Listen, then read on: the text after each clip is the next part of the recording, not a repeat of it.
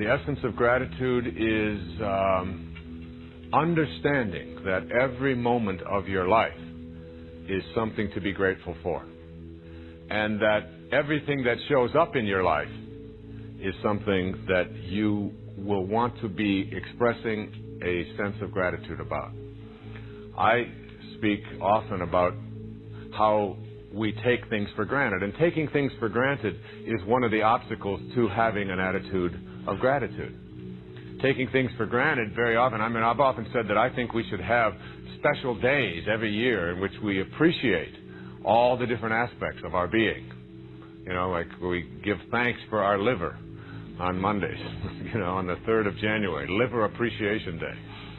Or just try to imagine what it would be like if you didn't have that liver. There would be nothing for you to imagine. And then, for the air that we breathe, and for the ground that we walk upon, and for gravity, and for the food that we have, and for the sky, and for, our eyelids, which we just take for granted.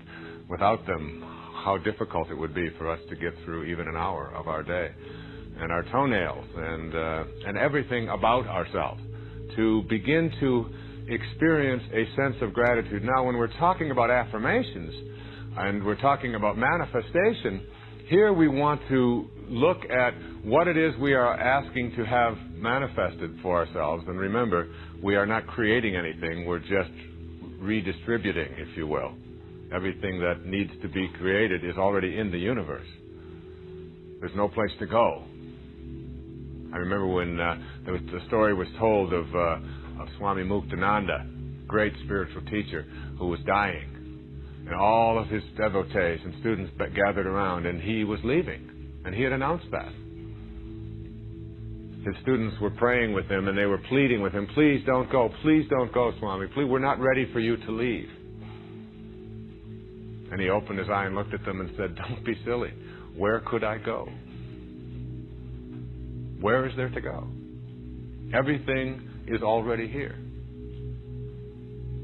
And so, when you are manifesting and you are asking for things to show up in your life, as they begin to show up in your life, learning to be grateful for those. Now, that's not so difficult. Most of us say thank you. I have a little ritual that I do every day, and that is almost every day God sends money to me in some form, particularly when I'm running. It happens virtually every day of my life. And it's a little game, a mental game that I have played with myself. I'll be out running, and I'll be thinking about all of the abundance that has shown up in my life, and how grateful I am, and how grateful I am to have my children. One of the things that my wife and I practice regularly is telling our children how fortunate we feel to be their parents. How lucky we are. Not how lucky they are to have us as parents, but how blessed and how grateful we are. And I'll often pick up my little boy or one of my little girls and just put my arms around and say, I am really lucky to have you. I'm really blessed to have you show up in my life. I feel that way about all my children. And having that kind of attitude is something that I do with everything that has shown up in my life. Because I lived a big hunk of my life without a lot of abundance, with a great deal of scarcity. But even while I was living in scarcity, there was never a sense of poor me, or I wish I had more, or even looking at other people and saying, they've got it and I don't. That attitude keeps you from being grateful for what you have. Even as a child, I didn't learn to say, oh, they've got a Cadillac and we have to drive around in an old Chevy or something. There was a sort of an internal knowing that you haven't earned a Cadillac. That isn't something that you even think about as being yours. They used to talk about being able to buy a Cadillac when I was a young man, buying my first car, and they said a Cadillac cost almost $4,000. I couldn't comprehend a Cadillac costing $4,000 and having $4,000 to buy a car. It wasn't like something I would even give a moment's notice to. If other people had that was just their karma, or that was their benefits, or somehow they had done something to earn that. Today, when I go to buy a car, $4,000 is an option. You want this stereo system instead of this one? That'll cost $4,000 extra. All right, throw it in. What do I do? It's got extra speakers. I mean, my first car was an old 1950 Plymouth that had rusted out sides on it, and I washed that thing every day, and I was so proud of it. I was so excited about that. And the idea of looking at somebody else's new car and thinking that there was something wrong here, that they had it and I didn't, couldn't have occurred to me. And I believe it's that attitude of being grateful for whatever shows up in your life that allows additional things to show up in your life. And my little ritual that I play every day when I'm out running is little coins that I find in the street. I found one this morning when I was running before I made this presentation, right out in front of the hotel. A penny, a shiny penny. And I have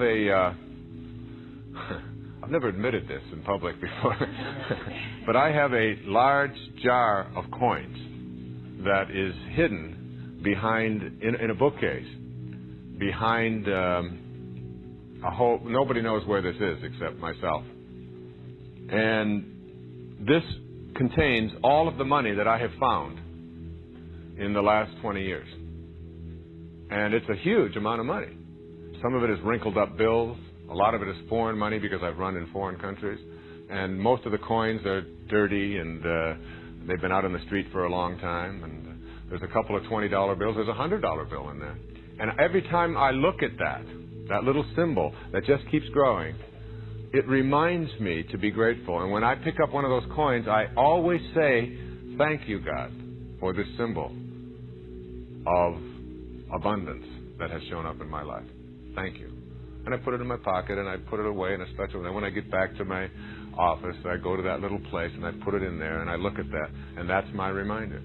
What gratitude does is it keeps you connected to that source which brings things into your life. It keeps that connection open. There comes a moment in every human life where silence speaks louder than memory, when the weight you've been carrying, the burden of what happened, what didn't, what should have finally grows too heavy to justify keeping. And in that sacred moment, the soul whispers something not taught in books, not preached in temples, not heard in the noise of this busy world. It says, let it go. Not out of weakness, not because you lost, but because the story you're repeating is no longer worthy of the divine being you are becoming. We are not born with our stories. We gather them. We inherit them from those who were wounded before us. We craft them from misunderstandings, from pain, from moments when love seemed absent. And then, like a script we never agreed to, we recite them again and again. He left me. She betrayed me. They never saw me. I was never enough. This always happens to me. And so we live in the echo of what was, even while life tries with all its miracles to remind us of what is. But my friend, listen to me with the ears of your soul. You are not your history. You are not your suffering. You are not the wound. You are the healing. You see, the story is just a frame, a container, a garment worn by the ego to prove its existence. But the lesson is eternal. It's what your soul came here for. And the universe, that sacred, intelligent field of love, it does not waste experience. Everything you've walked through, everything that broke you open, everything that left you trembling in the dark was a curriculum, not a punishment, a passage, but only if you drop the story. As long as you hold the tale, the villain, the victim, the blame, you are trapped in time. Your spirit becomes entangled in yesterday's fog, and what you cannot release, you are doomed to repeat. You may say, but it's true. It happened. I was hurt. I was abandoned. I was left behind. And you are right. It did happen. But you have chosen to keep the wound alive through the repetition of its narrative. Let me offer you something radical, something freeing. Truth is not in the facts of the past. Truth is in the freedom of the present. You do not heal by replaying the moment. You heal by retrieving the power it stole. That's what it means to drop the story and keep the lesson. The story says, I was unloved. The lesson says, now I know how deeply I crave presence. I will offer that to myself. The story says, I was betrayed. The lesson says, I now see the importance of self-trust. The story says, my childhood was broken. The lesson says, I carry within me the ability to reparent, to rebuild, to renew. This isn't denial. This is transcendence. You were never meant to live forever inside the storm. You were meant to walk through it and come out cleaner, clearer, stronger. The ego will tell you that to drop the story is to let them off the hook. But the soul knows you were never meant to hold them on the hook. You were meant to free yourself. Forgiveness is not the reward for someone else's apology. It's the sacred key that opens the door to your own peace. There is a beautiful truth that every mystic, every teacher, every awakened being comes to understand. What happens outside of you is not who you are. You are the awareness behind the experience. You are the stillness behind the noise. You are the one who watches the storm pass, not the storm itself. And when you drop the story, something miraculous happens. You remember your divine identity. You remember that before the hurt, before the name, before the form. You were light, and light does not cling to shadows. Letting go is not forgetting. It's honoring. It's saying, I respect this chapter enough to close it. That's not weakness. It's wisdom. It's the moment you rise above the battlefield and recognize no one wins when you keep reliving your wounds. Healing does not come through analysis. It comes through surrender. You will not solve your past. You will release it. Like a bird from its cage, like a flame from the candle, like a soul from its shackles. And then you will feel it, the space, the breath, the possibility. It returns. When the story dies, the soul finally speaks. It says, you were never broken, only buried beneath beliefs. It says, this pain was never meant to define you, only to refine you. It says, there is no moment more sacred than the one you are in now. Drop the story, keep the lesson, because the lesson is gold, my friend. It's grace wrapped in fire. It's the seed of compassion, of insight, of power. It's the reason you can sit beside someone else's pain and say, I see you. I've been there. I walked through it, and I made it out. You become a healer not by fixing others, but by becoming the living proof that healing is possible. But first, you must unclench the past. Not because it doesn't matter, but because you matter more. You must return to that still holy place within, where no story, no identity, no title, no trauma can exist. Only presence, only peace, only the now. Because in the now, there are no wounds, no resentment, no regret, only this breath and the divine being breathing it. So let it go. Let the old narrative fall like autumn leaves. Let the echoes fade. Let the images dissolve. And in that clearing, in that stillness, watch what rises. It will not be bitterness. It will not be fear. It will not be the voice of the past demanding your loyalty. It will be you, the real you, the untouched you, the soul that chose this life not to be defined by its suffering, but to alchemize it into light. And from that light, you will speak new words. Not words of pain, but of power. not stories of survival, but songs of resurrection. This is the sacred invitation. Drop the story, keep the lesson, and become the truth beneath it all. You are not what happened to you. You are what you choose to become from it. And my dear friend, you were always meant to become free. And so here you are, standing at the edge of who you've been and who you're becoming, a quiet threshold, a sacred moment not marked by applause or ceremony, but by something deeper, a choice not to fight the past, not to defend it, but to release your identification with it. It's tempting to believe the old story keeps you safe, that if you keep it close, you won't forget, you won't be hurt again. But that's not safety, that's stagnation. Life, in its infinite wisdom, is always asking you to evolve, to rise, to return. And to return, you must empty your hands. You cannot receive the gifts of this moment with fingers clenched around yesterday.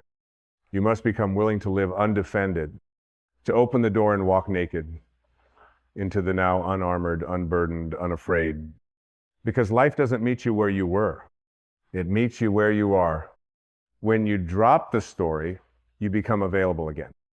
Available to love, available to grace, available to a version of yourself that your old wounds would have never believed possible. And perhaps that is the point. To stop identifying as the wounded one and start remembering you are the witness. You are the one who sees not just what happened, but what is happening now. Look around you. Notice the breeze. Feel your breath. Sense the silence beneath these words. There is a field of being here still, sacred, waiting.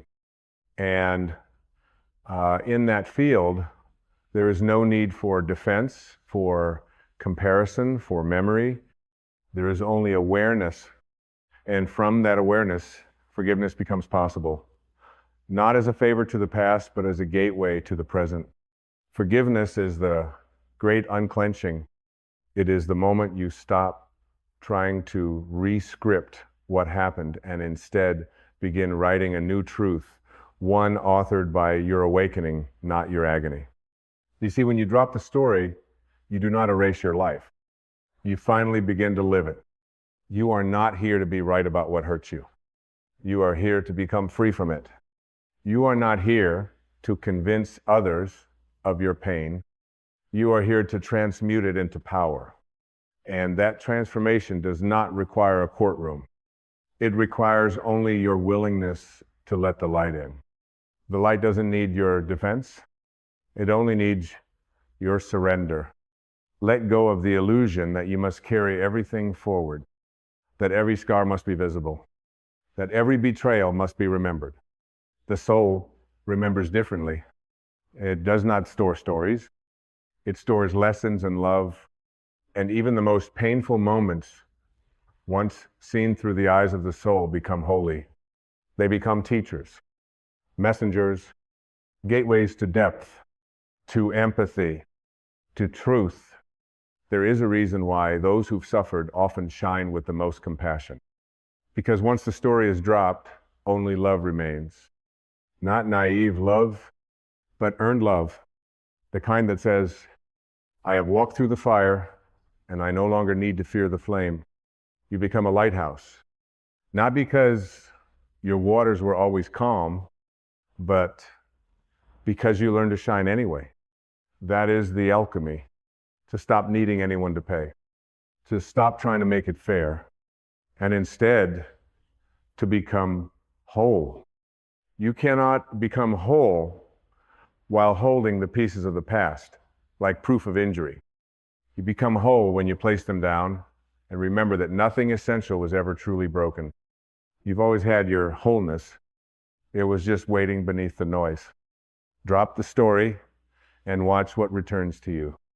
Joy, not happiness manufactured by circumstance, but the quiet joy of being, of knowing you don't have to carry it anymore, that your worth was never tied to your struggle. Peace. Not the fragile kind that comes from controlling others, but the lasting kind that blooms when you stop controlling yourself. Love, not the kind that begs to be rescued, but the kind that is the rescue. When the story is gone, you become available to life again, to the sunrise, to the laughter of children, to the grace hidden in ordinary moments. You find yourself smiling for no reason. You find yourself crying, not from sorrow, but from the sudden beauty of existence.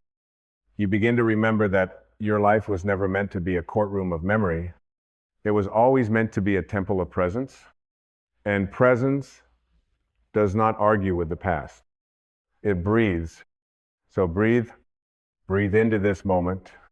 Breathe into the stillness that asks for nothing but your presence. You don't have to relive the wound. You don't have to prove the pain. You are allowed to let go without permission. You are allowed to be free now. This moment doesn't need your story. It needs your surrender. And when you surrender, the lesson comes forward. It rises like light from beneath the rubble. It hums with truth, with grace, with the gentle wisdom of your highest self. You are not who they said you were. You are not the sum of what they did. You are not the echo of the moment you broke. You are the quiet strength that rose. You are the healing that began. You are the lesson, not the loss. And you are here now, not by accident, but by design, to live, to love, to awaken. Drop the story, my friend. Let it fall like an old robe. Let it dissolve like a name you no longer answer to, because you were never that story. You are always free. There is a moment in every awakening where the soul begins to question not just the past, but the identity born from it. Not the events, not the memories, but the personality that was built to survive them. You see, the story does not only live in your words, it lives in your habits, in your posture, in your self-talk, in the way you tighten when someone gets too close, or in the way you chase achievement, hoping it will finally hush that old inner voice that once said you weren't enough. The story becomes a costume. It wears you. And after a while, you forget it was ever a choice. You call it me, my personality, my edge, my wounds. But it's not you. It's the version of you that rose to defend the most tender parts of your spirit. The child who stopped asking for love. The teenager who stopped trusting softness. The adult who learned how to perform, achieve, impress just to feel seen.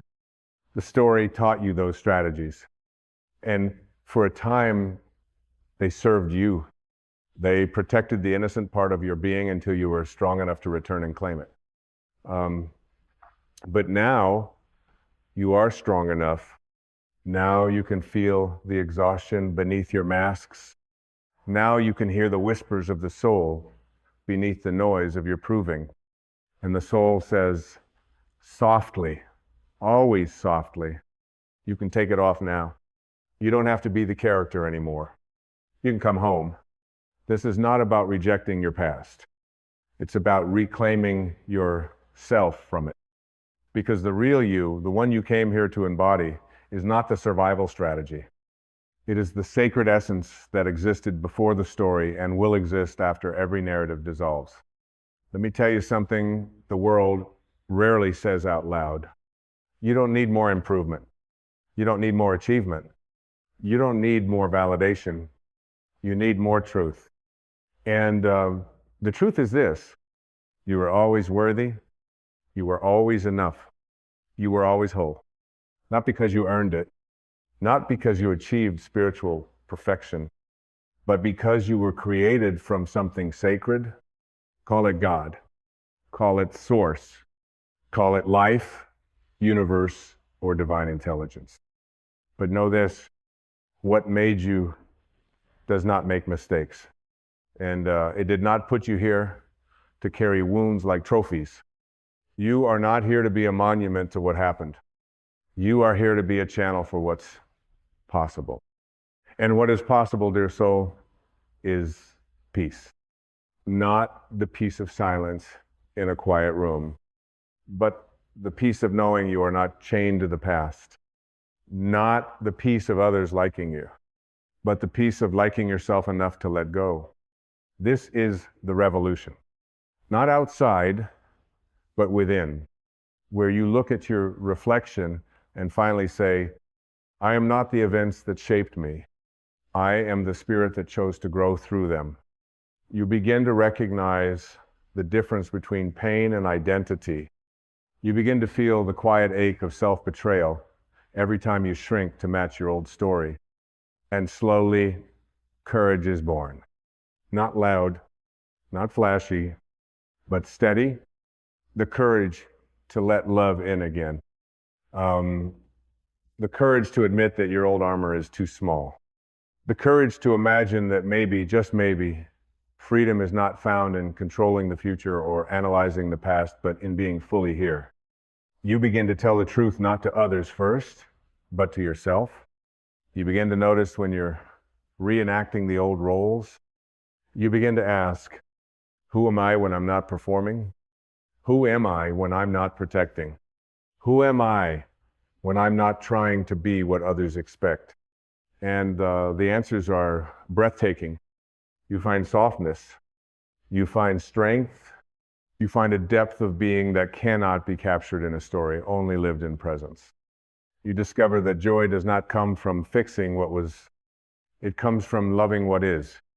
You begin to see beauty in strange places, in the way your breath returns after a deep sigh, in the way the sunlight lands on a quiet room, in the way a tear rolls down your cheek, not from sadness, but from relief.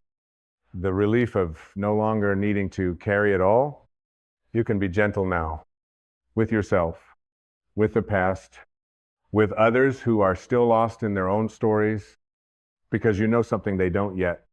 That pain does not make you special. It makes you human. And being human is not a flaw, it's the doorway to divine awareness. Only in this human form can you practice compassion. Only in this human heart can you learn forgiveness. Only in this human mind can you choose to see with the eyes of spirit. So choose to drop the narrative that says, I'll be free when. Choose to release the belief that your story must be understood by everyone else. Choose to trust that your healing is your own and it is enough. This is the quiet miracle, not lightning bolts, not sudden transformation, but the steady unfolding of a new way of being where you no longer have to be the one who was hurt. You can now be the one who woke up. And waking up means you don't need to relive it. You don't need to perform it. You don't need to justify it. You just live as freedom. You begin to walk not toward wholeness, but from it. You speak not to prove anything, but to bless everything. You look at the world with eyes that see beyond form, beyond ego, beyond role, and into essence. Because you've seen yourself that way. And now nothing else will satisfy. So bless the past. Bow to the teachers that gave you. Thank the storm for carving rivers into your soul. And then release it like breath, like birds, like prayers whispered into wind. Because what's ahead is not more repetition, but revelation. Not more pain, but peace. Not more story, but self. You are not here to repeat. You are here to remember. Remember who you were before the world told you who to be. Remember what it feels like to breathe without guilt, to love without fear, to live without apology. This remembering is the holy work of a lifetime. And it begins not with a battle, but with surrender. So surrender now. Surrender the identity that survived. And let the soul that thrives lead. And now, as the dust of all your retellings begins to settle, As the courtroom of memory closes its weary doors, as the heart, once guarded by storylines and scar tissue, finally exhales, you arrive. You arrive not in some polished version of yourself, not in some far-off enlightened state, but here now, raw, unburdened, and awake. You are not stepping into a future. You are stepping out of a prison. And that prison was never your pain. It was the identity you wrapped around it. It was the belief that the wound defined you, that the scar was your signature. But now, like a snake shedding its skin, you feel it loosening. The old story, the character you played so convincingly, the mask that once protected you now simply itches, and beneath it all is you, the true you, not the version that flinches in self-doubt, not the version who needs applause or explanation, but the deep, aware, sacred presence who has always been watching, waiting, remembering. Can you feel the difference? The silence is no longer hollow. It is holy. The stillness is not absence. It is essence. This moment right here is not a pause in your life. It is the return of your life. You are no longer searching for meaning in your history. You are now making meaning from your healing. And this is where the story ends, not with vengeance, not with resolution, but with reverence. You begin to look back, not with resentment, but with blessing. Not because what happened was right, but because what grew from it is beautiful. You start to whisper to your past self, thank you for surviving. Thank you for carrying us here. But now you can rest because the war is over. The version of you that lived in defense is no longer needed.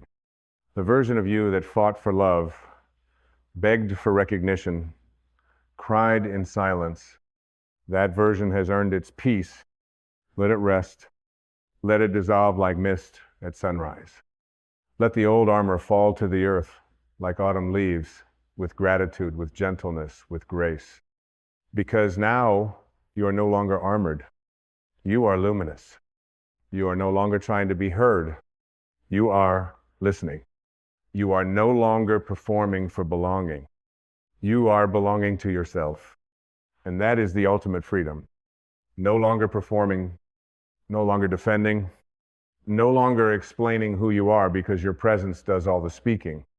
You walk into rooms not wondering how people see you, but carrying the peace of someone who sees themselves. You speak not to prove, but to offer presence.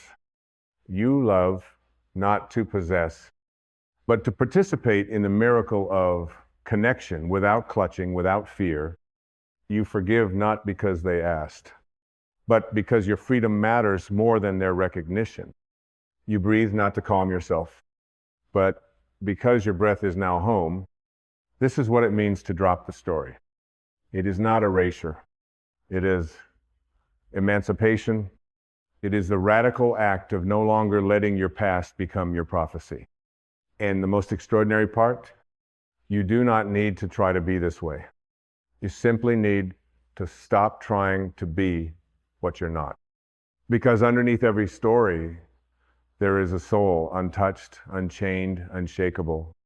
That's you. That's what remains when the ego's theater closes and the light shines through the cracks in your identity. That's what God sees when you're not pretending. And in that space, you no longer need to be fixed. You only need to be felt. You no longer need permission to move on. You only need the courage to be still long enough to see you are always whole. And in this seeing, life becomes less of a race and more of a rhythm. You begin to move with the music of now, no longer trying to skip to the good part, no longer stuck on the worst chapter. You begin to live in harmony with presence. And presence, dear soul, is everything. It's the medicine. It's the altar. It's the final destination that was never far away. Presence is where you finally feel what your story never allowed you to feel. It's where the tears rise, not from pain, but from relief. It's where you look around and suddenly nothing is missing. Not because everything is perfect, but because you are no longer resisting the imperfection. This is what freedom tastes like. It's not loud. It's not wild. It's not external.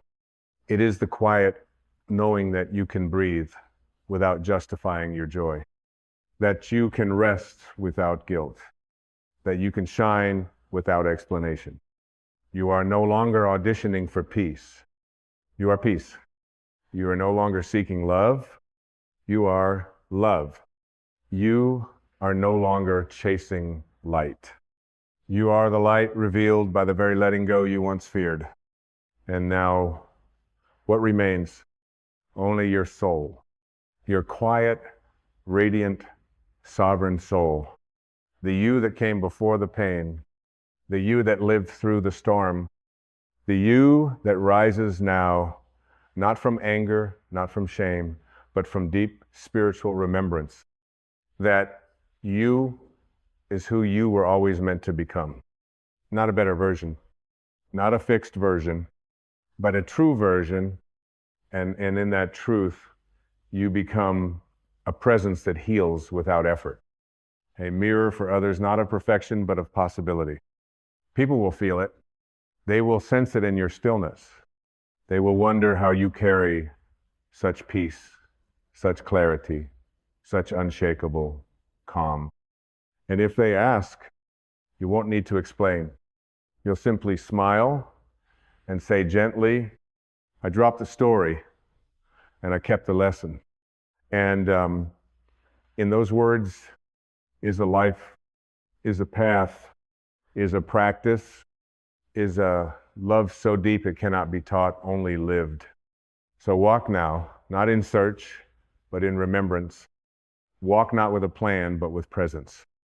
Walk not as someone with something to prove, but as someone who has already arrived, because you have, this is the arrival.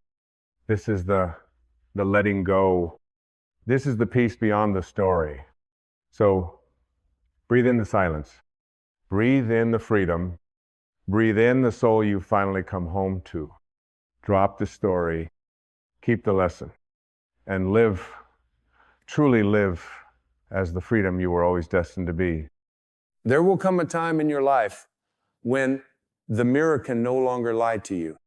A moment when you no longer rush to your reflection seeking approval, validation, or some borrowed beauty reflected back from the gaze of someone else.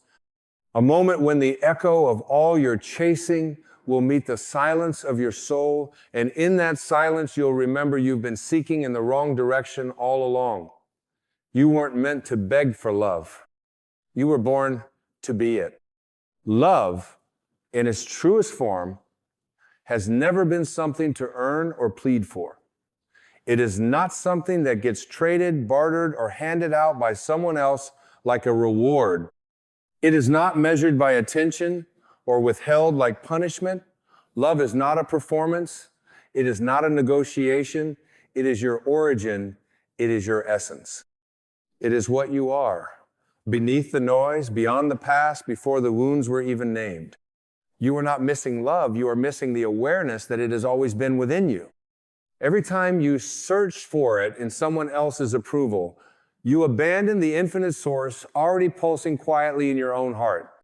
Every time you begged for someone to stay, you forgot that no one leaves you but your own belief, that you needed them to complete you. No one can abandon you except the version of yourself that was never truly you. We live in a world obsessed with finding the one. But what if the one you were meant to find was yourself? Not the version shaped by society, not the identity patched together from rejection, comparison, and shame, but the soul underneath the timeless being who came into this life whole, radiant, and completely free. The real tragedy is not that others fail to love us. The real tragedy is when we fail to remember that we never needed them to. Your soul did not incarnate to earn love. Your soul came to express it. You are not here to be chosen. You are here to awaken to the truth that you were never unchosen in the first place. There is nothing to prove, nothing to strive for. You don't need to impress, seduce, or convince anyone of your worth, because your worth is not a question. It is the answer. It is the constant. It is the silent light that has never left you. So why do we beg? Why do we lower our voice, dim our light, twist ourselves into shapes just to be accepted? It is because somewhere along the way we were taught to believe that love is conditional, that it is scarce, that it must be earned by pleasing, performing, or pretending. And in doing so, we abandoned our own power.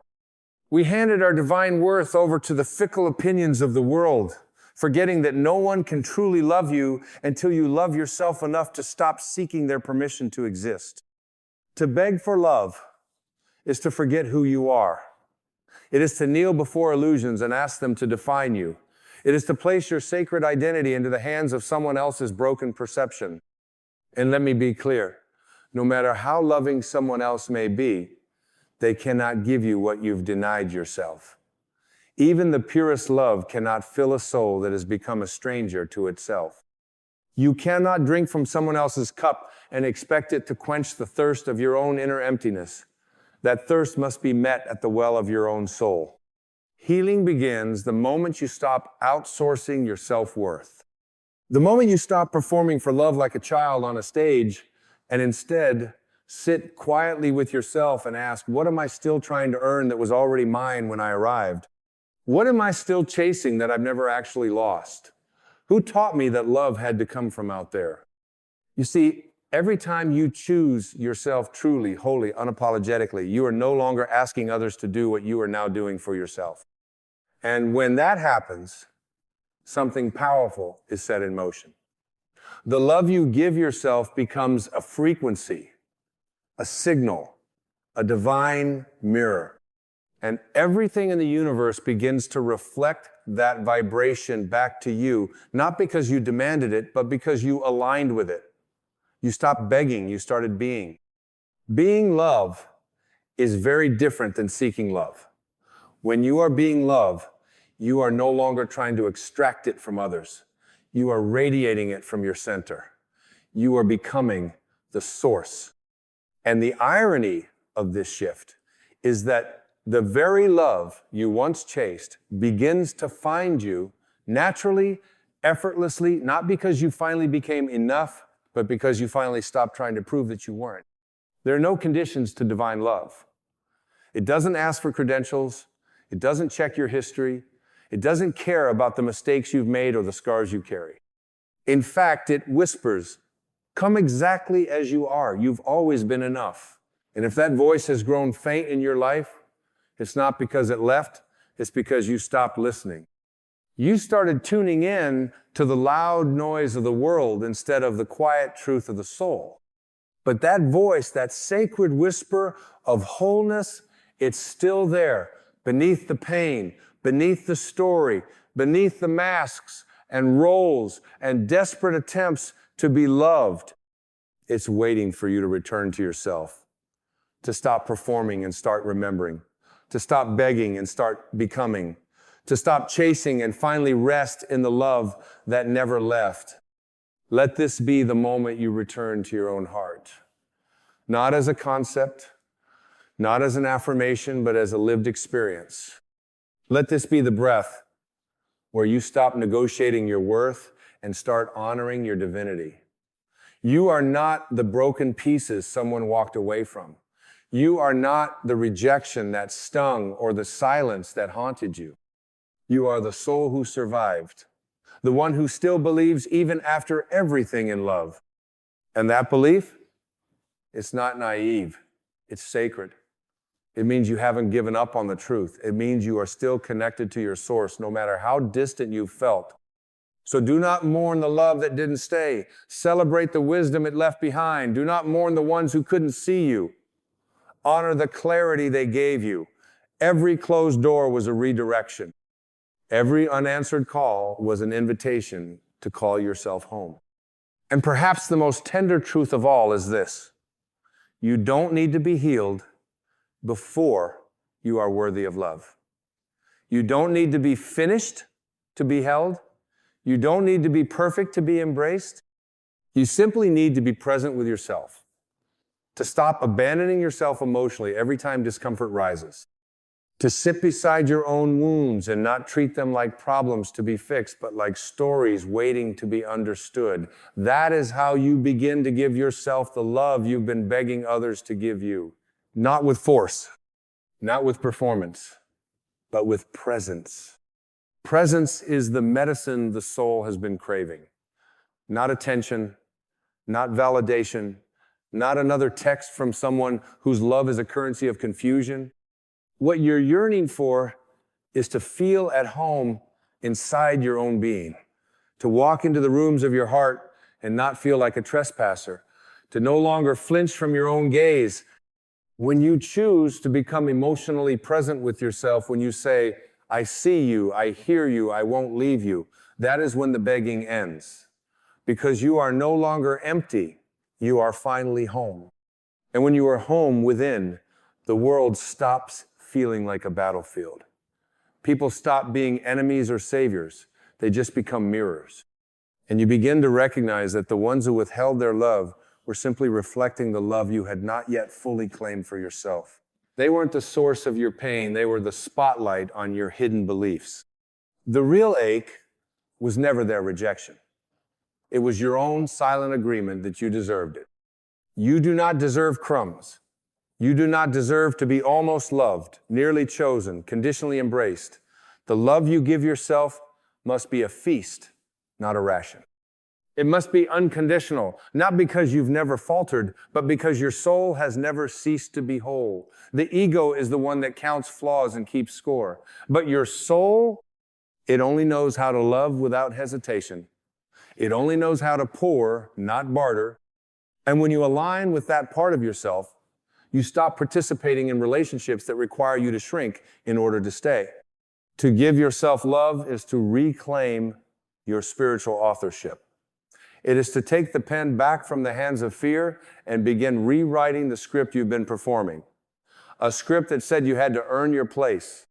That said you were lovable only when quiet, only when pretty, only when small, only when useful. But the soul doesn't work that way. The soul says, you are loved when you are messy. You are loved when you're lost. You are loved when you forget.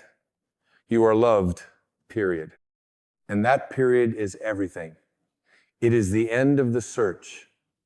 It is the exhale after years of holding your breath. It is the stillness that returns when the storm of self-rejection finally passes. Because all the chasing, all the pleasing, all the pretending, it was never love. It was survival. It was the desperate strategy of a soul that forgot it was already whole. But once you remember, once you taste the peace of no longer needing to be anyone but who you are, you will wonder why you ever searched anywhere else. There is no healing more powerful than becoming your own safe place. No relationship more sacred than the one you nurture with yourself. Not out of ego, but out of devotion. Not out of isolation, but out of integration. When you hold space for yourself, the world holds space for you. When you stop abandoning your own needs, you stop tolerating the emotional starvation that once felt normal. And what once felt like love, the highs, the lows, the confusion will no longer move you. Because truth is quiet, love is calm, and you will have become both. And it is from this state of inner union that you begin to attract a new kind of relationship, not based on dependency, not fueled by fear, not designed to fill your emptiness, but one that mirrors the wholeness you've cultivated. One that doesn't complete you, but complements you. One that doesn't distract from your healing, but dances with it. And until you've met yourself in that way, every connection will be a test of your worth rather than a celebration of your being. So when you find yourself begging, stop, pause, breathe. Ask yourself, What am I trying to get that I am not giving? What story have I resurrected that says I must chase to be cherished? And in that moment, forgive yourself. Forgive the years you spent knocking on closed doors. Forgive the times you whispered, "Please love me," to people who didn't even know how to love themselves. Forgive the inner child who didn't know better. She was only doing what she thought was required to survive. But now you know better. And with knowing comes freedom. With freedom comes responsibility. The responsibility to choose yourself, not in defiance of others, but in remembrance of your truth. You are not here to be rescued. You are here to be revealed. You are not incomplete. You are in the process of unbecoming everything that taught you otherwise. The journey was never about finding love.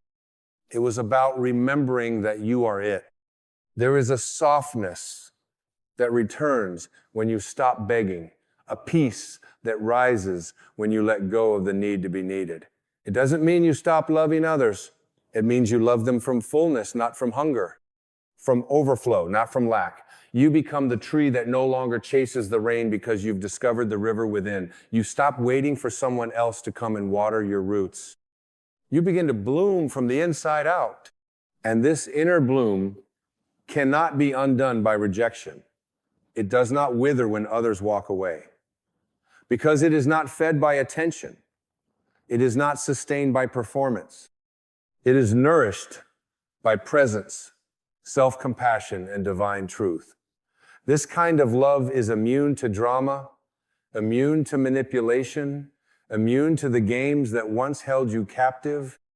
Because once you have met yourself in your own heart, no counterfeit connection can satisfy you again. Let the ache remind you, not of what you've lost, but of what you are ready to claim. Let the loneliness guide you, not to desperation, but to deeper intimacy with yourself. Every longing is a messenger. Every trigger, a teacher. Every disappointment, an initiation. They are not signs that love has left you. They are signs that your soul is calling you back. Back to the place where love is not earned, but embodied. Keep breathing with this rhythm of remembrance. Let each breath be a prayer. I am worthy. I am whole. I am already loved. Let that be the mantra that rewrites your story. Not because you're trying to convince yourself, but because deep down you already know. You've always known. It's just that now you're ready to live it. And now, as you settle into this sacred remembrance, something profound begins to shift inside you. Not loud, not sudden, but as gentle as a sunrise washing away the long night. You begin to see that every unmet expectation, every heartbreak, every silence that once screamed abandonment was never about them. It was always the universe whispering, "Return to yourself. They cannot give you what you are still withholding from your own heart." And in that holy returning, you start to listen differently. You begin to hear the sound of your soul, not the noise of your fears, not the echoes of your childhood pain, but the quiet, unshakable voice of your eternal self. The voice that doesn't yell, but guides. The voice that says, you don't need to chase them, you need to find you. You don't need more attention, you need more alignment. And when you begin to trust that voice more than the fear, more than the history, more than the wounds, you stop clinging to what was never meant to stay. You see, love is not something to hoard. It's something to become. And becoming it means you have to surrender your addiction to being chosen. It means you have to lay down your fear that being alone means being unworthy. Solitude is not emptiness. It's sacred space. It's the inner temple where your truest self finally speaks uninterrupted. And in that space, there is no desperation, only devotion. No groveling, only grace. You begin to notice that your peace no longer flinches in someone else's absence. That your joy no longer rises and falls with how much affection they offer. You become unshakable, not because you've hardened, but because you've healed. You've rooted yourself in truth so deep that the winds of rejection no longer uproot your spirit. You walk away from what doesn't align, not in anger, but in reverence. Because now you love yourself too much to remain where your soul is shrinking. And this is when the universe begins to meet you differently. Not because it changed, but because you did. You raised your vibration from, please choose me, to, I choose me. From, I hope I'm enough for them, to, I am enough. And they are either aligned or not. And the irony is, the more you no longer need to be loved in a certain way, the more love flows to you in the purest ways. Not because you demanded it, but because you've become it. This is the divine law of frequency. You attract what you embody. When you vibrate from fullness, you repel what drains you and magnetize what uplifts you. And love, real love, cannot resist a soul who no longer begs. Because begging is the energy of separation. It says, you are my source. But love, real, divine, conscious love, is found in the energy of union. It says, I am my source, and in that I can meet you as a whole being. You no longer need to be rescued. You are the rescue. You no longer need to be validated. You are the validation. You no longer need to be seen by another in order to see yourself. This is freedom. This is emotional sovereignty. This is what happens when you stop looking outward and begin living inward. When you stop chasing illusions and start anchoring in your own sacred truth. And in this truth, you will walk into rooms differently. You'll speak without shrinking. You'll love without losing yourself. You'll hold space for others without abandoning your own. You will no longer confuse intensity with intimacy. You will no longer interpret mixed signals as a challenge to be deciphered. You will simply recognize misalignment and walk away, not from ego, but from clarity. You will no longer fear being alone. Because now you understand, being alone with your soul is the most holy company you'll ever keep. The silence is not a void. It's a doorway. A portal back to your presence, and in that presence, miracles begin to unfold. Not because life suddenly becomes easier, but because you are no longer living from a fractured place. You are living from essence. Let your life become an offering, not to win love, but to express it. Let your joy be unconditional. Let your boundaries be sacred. Let your standards be written in light, not in desperation. You are not hard to love. You are hard to manipulate. You are not intimidating. You are simply no longer abandoning yourself for the sake of being chosen. And that is what makes your energy unshakable, not because you are guarded, but because you are finally grounded. And when the past comes knocking, and it will, you don't need to answer with fear. You can open the door with grace and say, I no longer live there. When the old patterns whisper, you are too much, too difficult, too this or that, you'll respond, I am exactly as I am meant to be, and I am not for shrinking anymore. You'll begin to carry yourself like someone who knows the divine lives within them, because it does. Then let us now complete the journey, not by ending it, but by coming home to where it always began, within you. There is a kind of peace that doesn't arrive like lightning, but like the soft return of your own breath. It doesn't scream or demand applause. It simply settles in deep, sacred, and certain. That peace is what happens when you stop trying to earn your place on this earth. When you stop performing for love that was never meant to be bartered in the first place. When you stop trying to become lovable and realize you already are.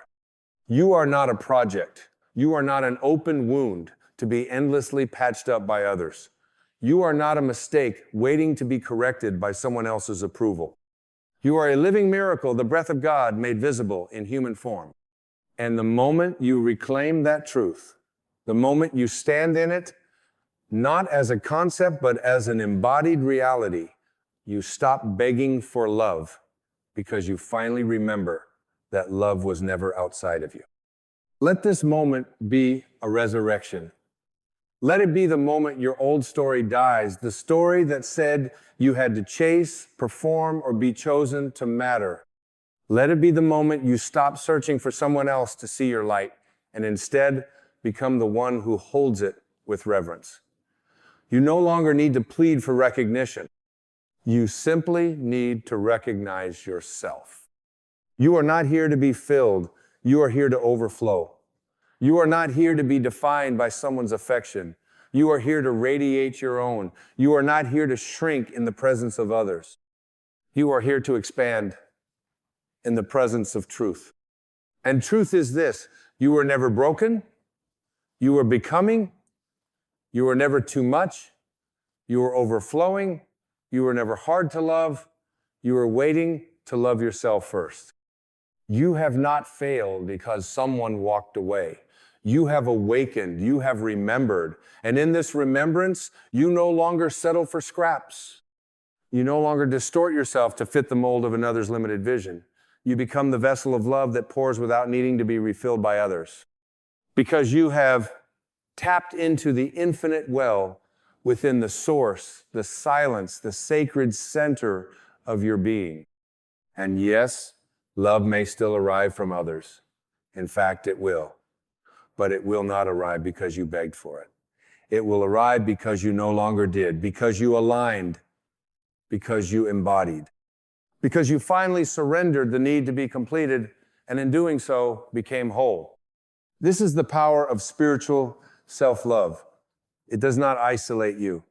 It connects you to everything. It does not harden you. It frees you. It does not make you superior. It makes you true. When you walk in this kind of love, you become an invitation not for people to fix you, but to meet you as they are. You stop searching for the one and start becoming the one for yourself. And in doing so, you become a mirror for others to remember themselves too. That is the ripple of self-love. It is not selfish. It is sacred. It is not indulgent. It is awakening. You teach the world how to treat you by how you treat yourself.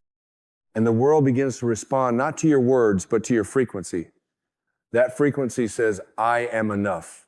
I am whole. I am no longer available for anything less than truth. And the truth is, you no longer chase what you are, you embody it.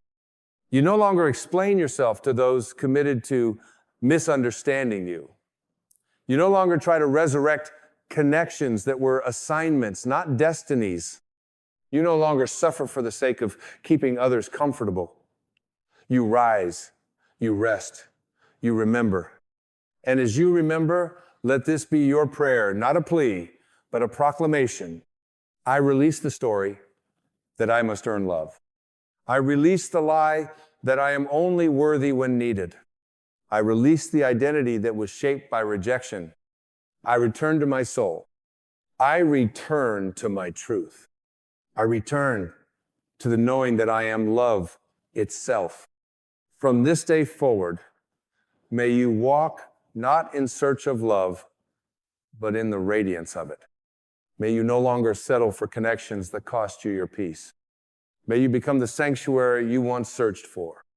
And may you always remember, the love you were begging for was never in their hands. It was always in yours. And so it is.